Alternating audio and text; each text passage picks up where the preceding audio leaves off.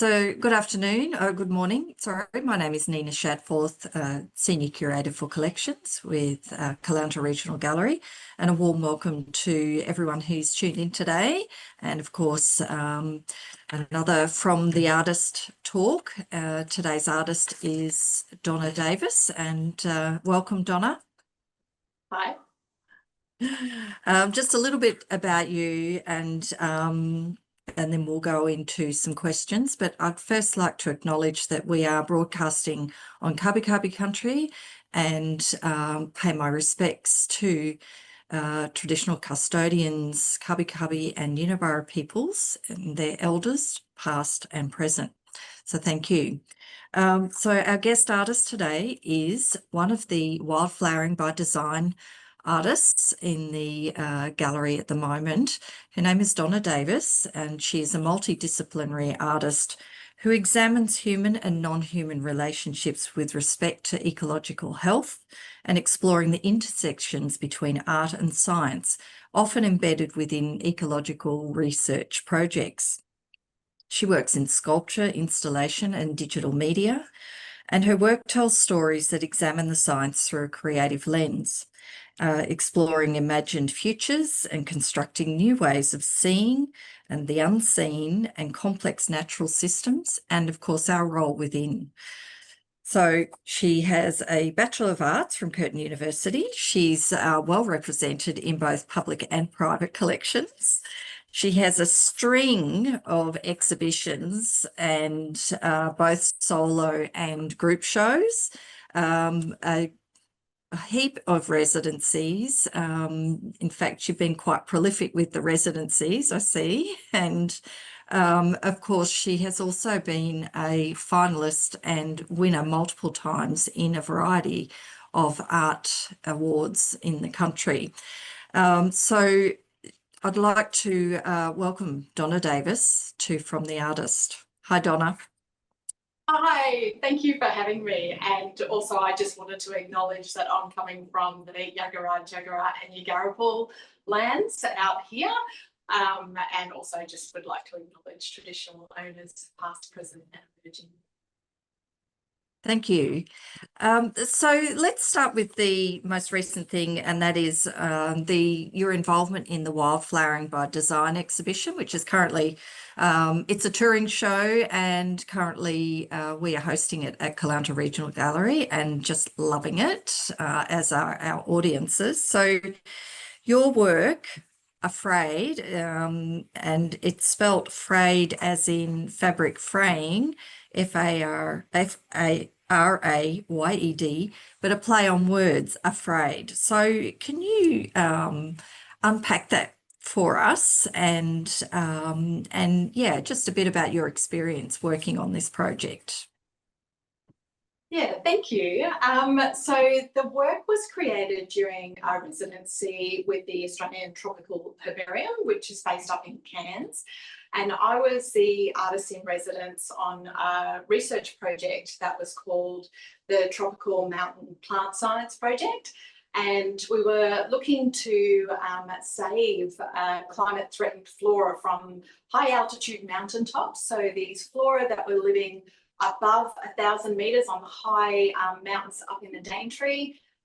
As climate warms, the clouds lift, and these little plants that only grow in these areas are losing their microclimates, so they have nowhere to go. And so I went on multiple field trips with the Tropical Herbarium team, and that included a lot of representatives from different botanic gardens up and down the East Coast.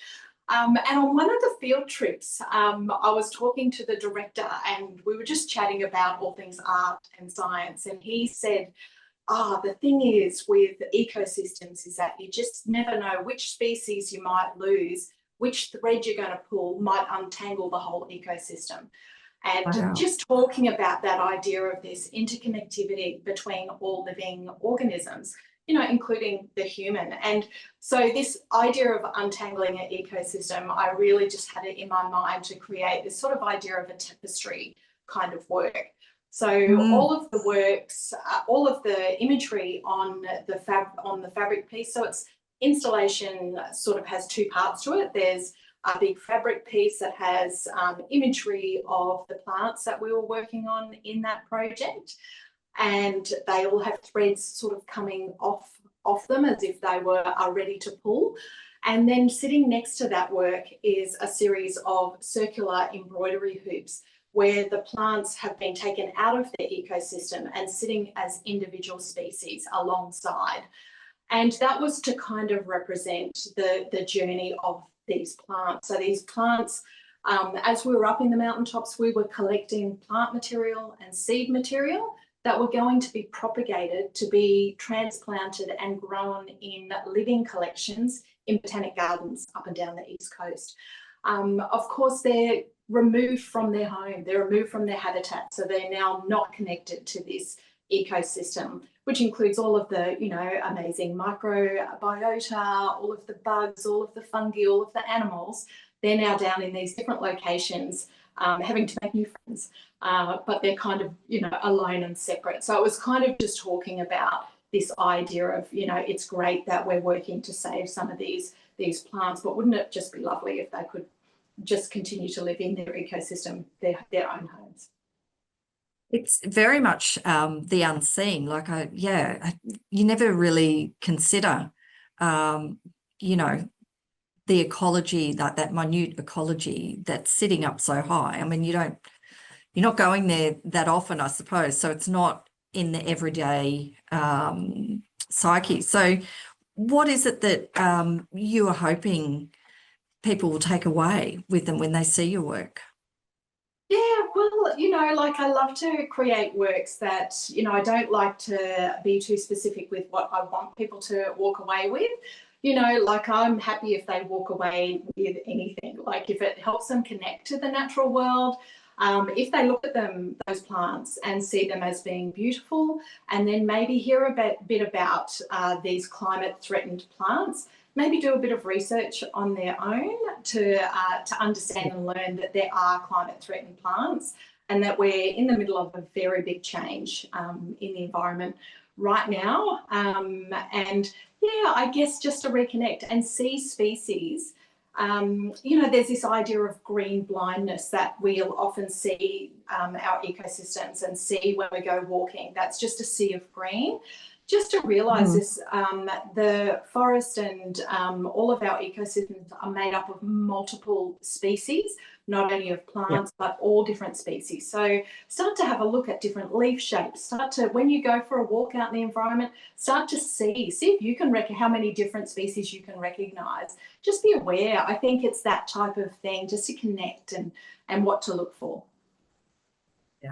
Yeah, and so Wildflowering by Design is also taking, you know, the wildflowers sort of characteristics and then design. So in reinterpreting these naturally occurring beautiful species into design orientated sort of objects, because in the exhibition there's hats, there's handbags, there's beautiful installations, and yeah, there's a whole manner of different interpretations. So is your work always sort of playing around with a design kind of focus, or? Yeah, it really, really depends on the story that I am trying to tell. I work across so many different media. I also do video works as well. So it really depends. And a project that I had done on this particular climate threatened project was creating little animated plants that are able to move and now can run away from the mountaintops to find a new safe harbour. And these are little animated plants that are created from imagery of the actual plants we collected, and then also imagery of the root systems of vegetables that I've pulled out of my garden. Anything that has a really cool looking root system as I pull from my garden, I'll often wash off and take photos. So I animated that particular one, kind of going, you know, if we did see a little plant running around, like what would we think? How would we feel? To build this idea of empathy, you know, with a plant, just trying to think. So when you look at a work like that and then the work that I have in Wildflowers, you can see that I'm telling stories to different audiences. So I just try and tell pretty much the same story in as many different ways as possible. So yeah, sometimes it's a design, and you can kind of see behind me this one here, which these sort of mandala designs are often some of the first works that I'll create when I'm doing a residency, because that's me getting to know the plants. I'm really looking at leaf shape and flowers, and so I'll often create those before I go to something a bit more conceptual. And so just on that, like you're currently in your studio. So what part of the studio are we looking at here? So we're actually in the work. So delve in. Okay, it's very neat because I've made it look a little bit neat. On the other side of the camera, it's just a mess. So this is the working studio. So in my working studio, I'm looking opposite. I've got like a set of map drawers with all my papers and all of my phone calls. Then sitting above that, I have a photo studio. So I've got like a photo booth set up for all of those little install studio shots I take. And then I've got a big workbench that's like a big toolbox. It's got all drawers with tools underneath it. That's almost, you know, drills and hammers and screwdrivers and so on. And then I've got a sewing machine sitting over here. So I'm also sewing. So, and then behind me is actually all of my fabric storage, because I love sewing. So, and you'll see I've got some soft sculptures sitting here in front of me. So I often find that if I'm doing video works, if I'm doing sort of more tech-based works, once I've finished doing that, I absolutely have to sew. I don't care.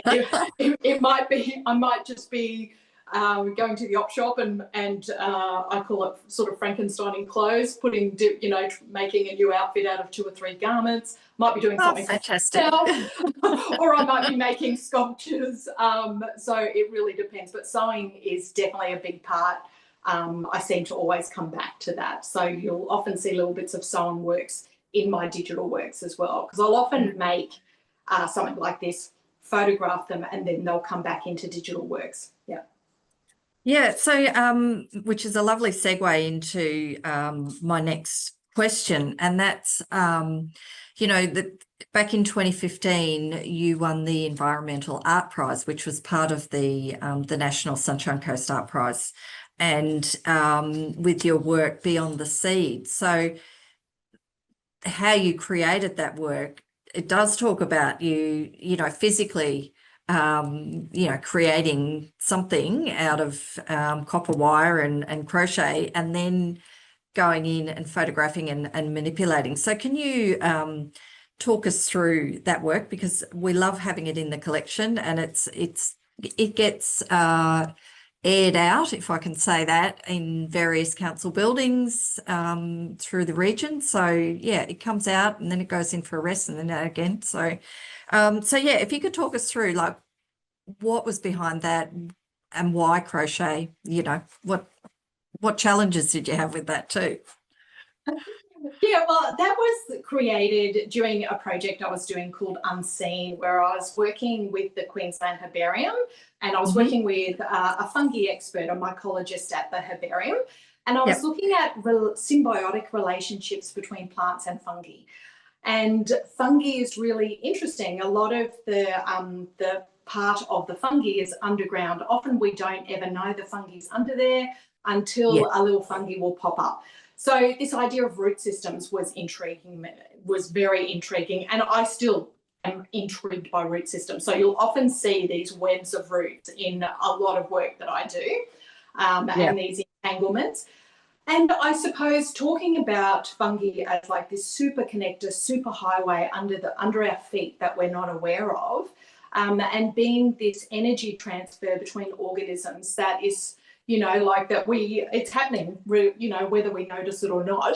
I wanted to use copper wire because copper wire, I think materiality is so important in my work that I think most people can kind of have an association with copper wire, knowing that it's some sort of energy transfer.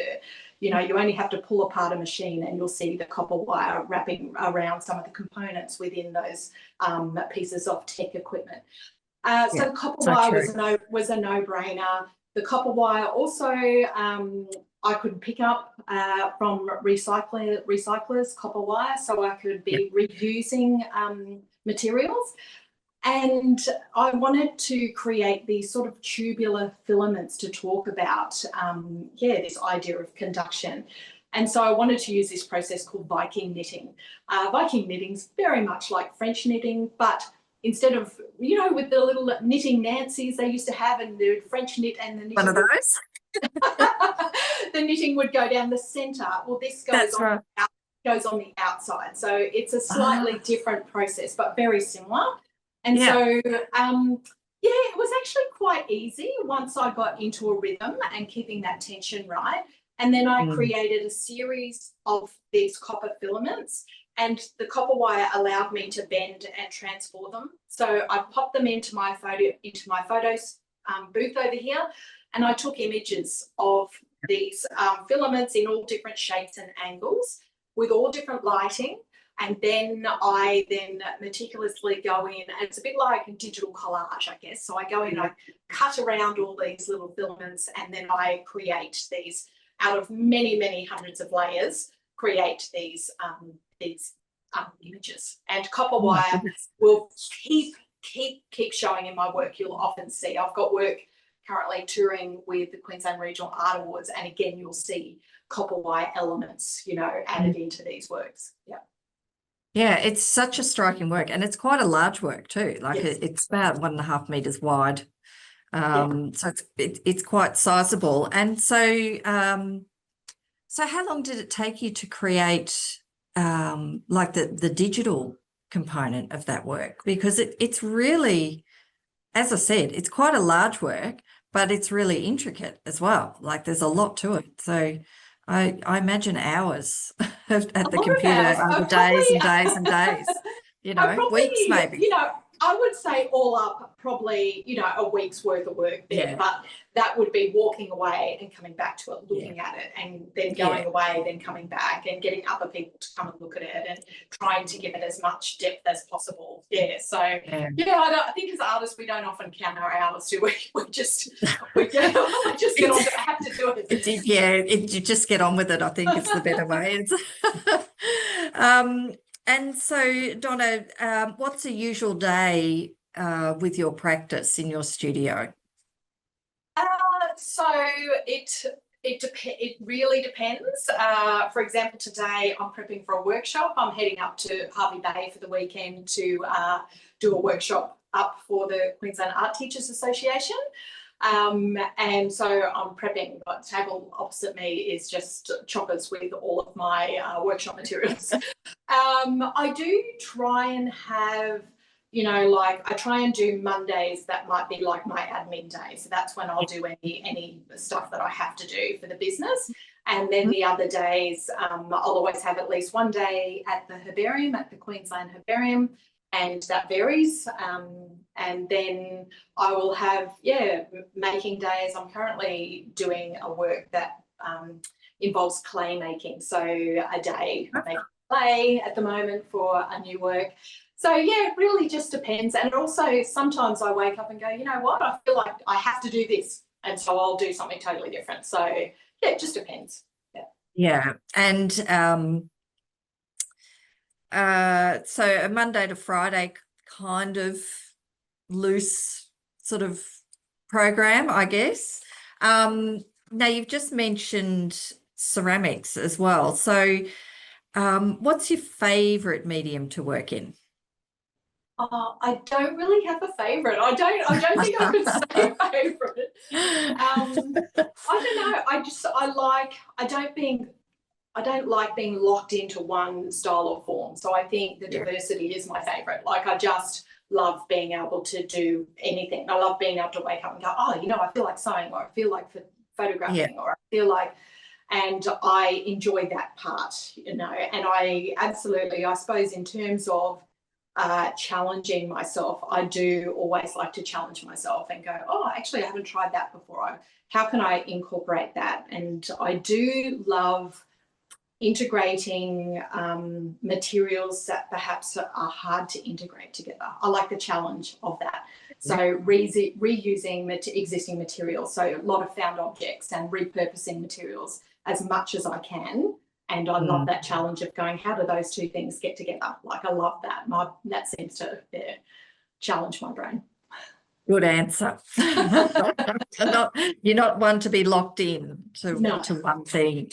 And challenges, you like a challenge. So thinking back through your practice, has there been a really challenging work or project that it really sort of, you were ready to throw it in? It was it going to defeat you, or were you not going to be defeated? Well, I never want to be defeated. So, and I am such an optimist. So I'm always just like, yes, I can make that work. Well, after I had finished the Unseen project, I was really lucky that I got funding through Playing Queensland Fund to tour Queensland with that work. And when it was up at the Tanks Art Space in Cairns, I was giving an artist talk, and there was this lady kind of hanging around the corner. Sometimes when you're giving an artist talk, some people aren't sure if they can join or not. Yeah. And I was just like, come in, it's all free. Come in and listen. And she came in and she followed me around and listened to everything. And then at the end, she said, I'm just out from George Washington University. I'm just setting up a new project. I've got funding for public outreach. I love what you do, like with that crossover of art science. Would you be artist in residence on this international research project? And I'm just like, yes, sounds amazing. And the interesting thing was, yes, it did involve fungi, but it also involved termites, fungi, and microorganisms. And it was looking at decomposition, tropical deadwood decomposition. Yep. There's a lot of challenging things in there. This was really hard for me to get my head around the science of that. Now, just to add into that, I went on the first field trip, and now just remember, we're talking about microbes and termites and fungi. Now, these are three things that maybe people don't like. Yeah. Okay, now COVID hits, and now I have to tell a story around microbes. And that was really challenging. How do I tell a story in the middle of this pandemic about why microbes also play a really important role in our ecosystem? So that was challenging, and I was meant to go over to Natural History Museum in London, but we couldn't travel. So all of my residencies became online residencies. So I was connecting with all the scientists from different universities around the world and trying to get an idea. And every scientist I was working with was so brilliant in their field, and I was trying to understand their science, and I'm no scientist, trying to understand so that I could make something creative that I could take back out to the general public, so they could understand this idea of decomposition process and why that's important. Yeah. Oh, wow. And not actually doing the field trip, that hands-on component would be really, really challenging. So, but it seems like you overcame those challenges and you got through, and it's another one on your list of successful residencies there. So, so well done on getting through that. I'd like to sort of reflect on, your exhibitions have been almost yearly since 2013. Touring shows, you've had a lot of residencies, and of course, you're represented in a number of collections. So, you're quite prolific on paper. There's just so many things, and it's so what I'd like to know is, if you're thinking about all of those things, what is the most what one has made the most impact in terms of your career and perhaps propelling your career, like art prizes, residencies, those, what's been the most impactful? I think all of them. I often say that my art practice has organically grown as an ecosystem is organic and interconnected. All of these things have contributed. I've met so many amazing people. I've got to partake in so many interesting trips and got to talk to so many amazing people.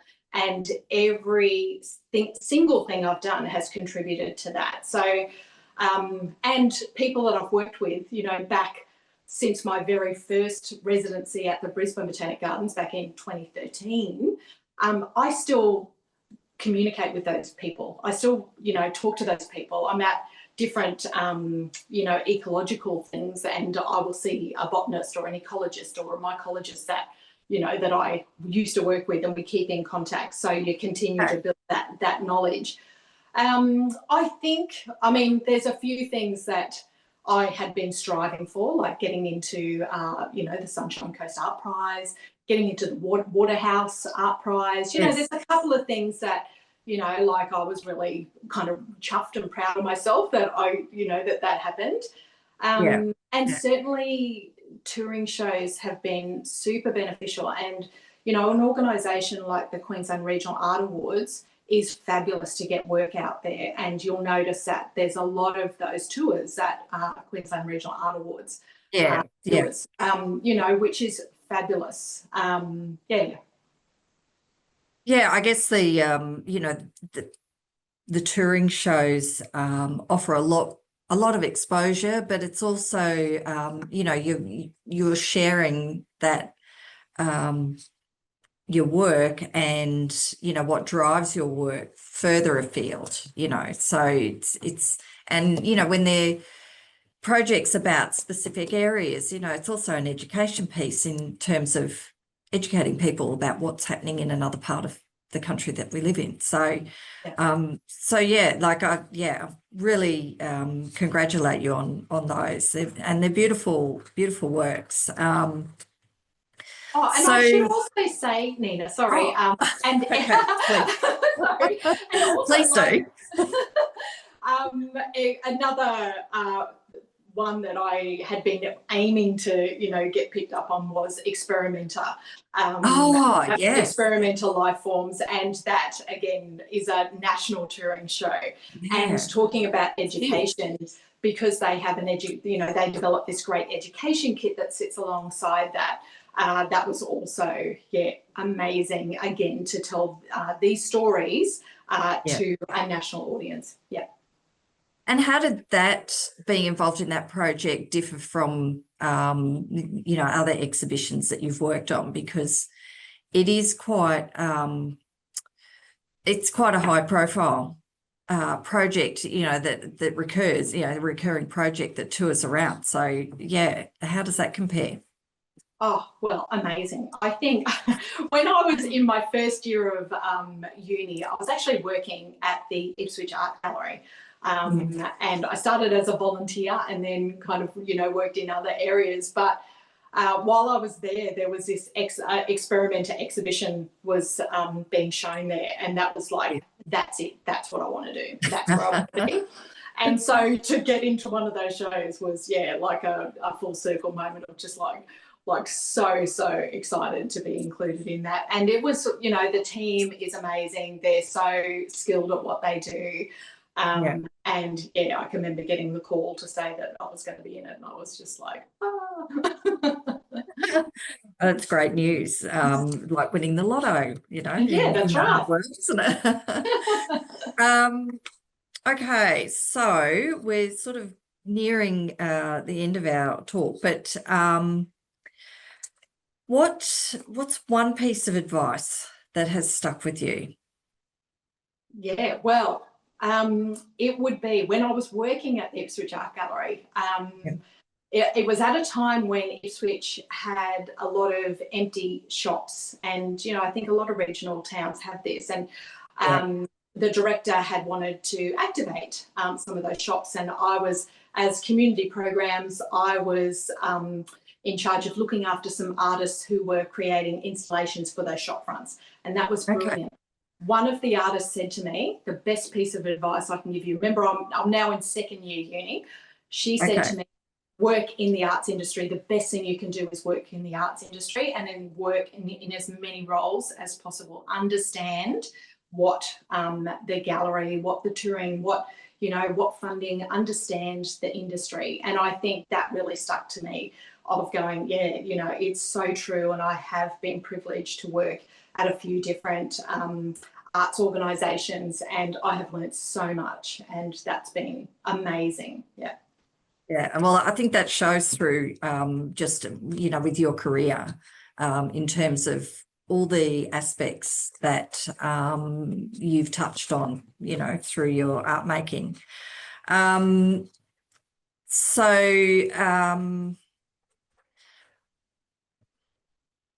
I say this? What about influences?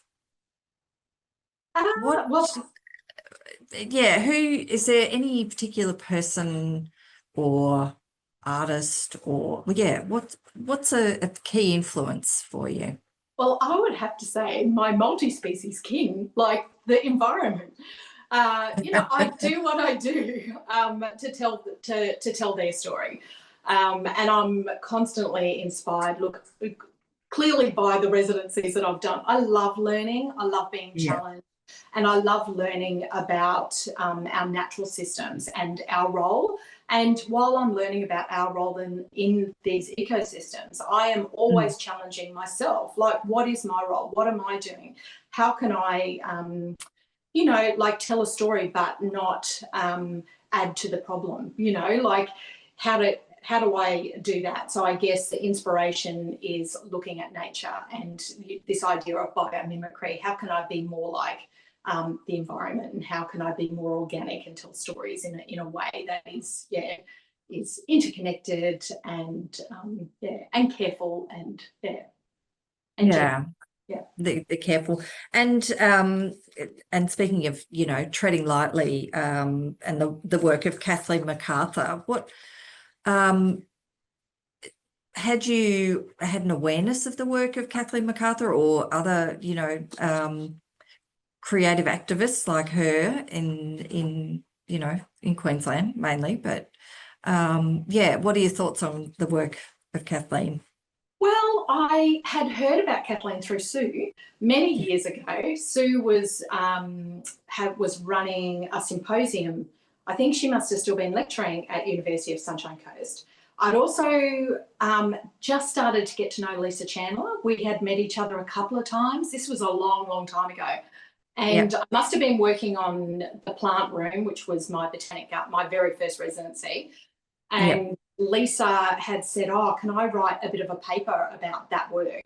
And I think she was also writing about Renata as well. And so because she was writing, and it was only a little bit, but I was chuffed, I went to that symposium and I listened to Sue talk about Kathleen. So, yeah, and from that time, I guess, again, this organic networking, growing, you know, getting to understand, you know, and how wonderful that we've got, you know, these environmentalists and artists and people who are being proactive to get out there and save habitat, save landscape. Yeah. Yeah, absolutely. Okay, so I've got a question from the floor. And this one says, love that you balance your high-tech work with hand sewing. Have you ever put your process with the end result?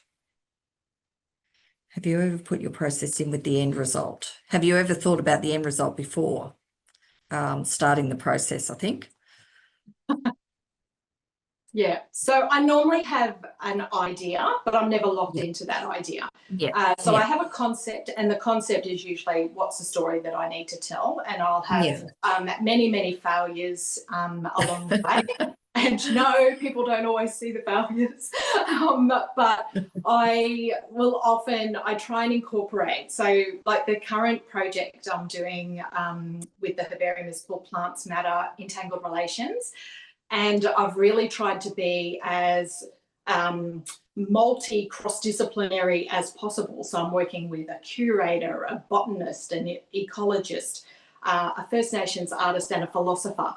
And we have regular meetings where we all get together and I show them, this is the story I'm trying to tell. What do you think about this? they're seeing my failures as well, and also commenting on on what they think about the materiality. But yeah, no, I don't often show the actual process, and what I think is going to happen isn't always the thing that is going to happen.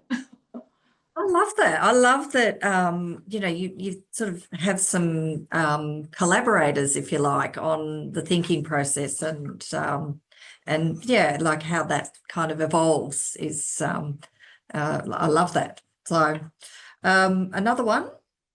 Love your thought. The more you work in different cultural spaces in different roles, the more you understand the industry. Money's not great, but the work is a joy. So that's just a comment from someone, which, yeah, it is true. We are all very passionate about what we do in the arts. So, Yeah. do you have something else that you're currently working on, planning, or have you got a big art dream? I know Experimenta was a big art dream, but have you got another one? I've always got dreams. Well, I'm currently, working, like I said, on this project, Plants Matter. So this is a body of work that's going to be ready to tour at the end of 2027, 28. And this is going to be exhibiting with First Nations artist Joanne Draysons, who, again, we've been working together for quite a long time. And we've got, a couple of different field trips planned as well, going out and doing different things. So that'll be nice to have that exhibition with us both exhibiting together. And yes, I do have a couple of other things in the pipeline, but I can't say yet. So yes, but right. I'm super excited about both of these great things. So yeah, keep posted. Right. So follow Donna on socials to keep up with her journey with her future work. So all right, before we wrap up, I've got one more question that just thinking about, you know, your residencies and your relationship with the herbarium and connection with botany. What's the most unusual thing you've come across in those institutions? Well, I'm constantly coming across, because I do a lot of, well, like right now, I'm doing a lot of microscopy and scanning electron microscope work. So I constantly come across bizarre shapes and forms within some of these natural things that I'm looking at. So I don't know. A funny story is when I first started looking at, because I'm very interested in looking at pollen at the moment of some of these plants. And I can remember talking to the director. We were just in the lunchroom and I went, oh, like the pollen from Metaceae is so amazing. It's triangular. They look like little spaceships. It's so good. And, you know, and the director's just like, yeah, well, all Metaceae is triangular. And I just went, okay, common knowledge to you. It's like, that's new to me, but yes.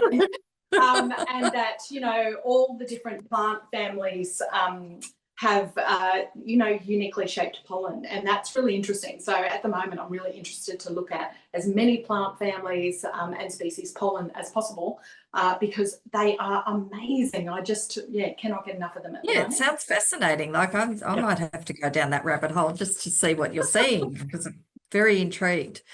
So thank you so much, Donna. Look, we have run out of time, but any last words before we wrap up? Oh, look, just thank you for having me, and anyone who is listening, thank you for listening. Rabbit on, but thank you. No, it's been wonderful having you, and thank you so much for sharing all about your practice and your projects and experiences. We always love hearing about it, and often, you know, there might be some other questions coming through on the chat later on as people sort of tune in at a time that suits them. So before I finish up, thanks everyone for tuning in today and later. And the Wildflowering by Design exhibition is still on, and you've got until the 30th of November to get down and see the show. It is just beautiful. There's a lot of merchandise that is part of this show, and I'll just sort of hold up like things from Scarves, beautiful Donna Davis scarves. There's gorgeous wildflower notebooks, sketchbooks that you can then go and do some wildflowering. A beautiful wildflowering walk program. So that's all for the Sunshine Coast. And I won't take it out, but there's T-shirts as well. I have one of these. They're beautiful T-shirts, nice quality, and you know, you are a wildflower woman is on the front. Plus there's a lot of other stuff. Some beautiful fabric leather sort of handbags and clutches and tote bags, you name it. There's a lot. It's worth coming down. And if you don't get down to see that, we have on the 5th of December up late in the gallery alongside the Bulcock Street Christmas party. We will be open until 8 o'clock. There'll be live music, there'll be a cash bar, there'll be children's activities, and of course a whole range of artisan markets. So if you're planning on doing some Christmas shopping, mark that in your calendar as well, because there's some beautiful merch and beautiful locally crafted products. So thanks again, Donna. Keep going with your beautiful sort of ecological wildflowering herbarium journeys that you do. And I'm, yeah, loving the idea that we can follow your journey on social media. So thank you once again, and thanks for supporting the arts and culture on the Sunshine Coast by tuning in. See you later. Thank you. Thanks, Donna. Thank you. Bye. Bye.